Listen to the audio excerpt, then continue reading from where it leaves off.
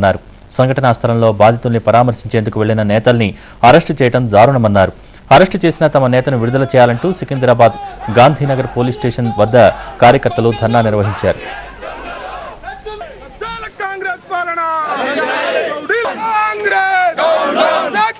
భీమరావుపాడలో పేద ప్రజానీకం నివసిస్తున్నటువంటి సుమారు 90 సంవత్సరాల నుంచి నివాసం ఉన్నటువంటి వాళ్ళని, పట్టాలు ఆల్రెడీ తీసుకున్నటువంటి వాళ్ళని దౌర్జన్యంగా బలవంతంగా అక్కడి నుంచి తొలగించడం, దొంగల్లాగా మధ్యరాత్రి.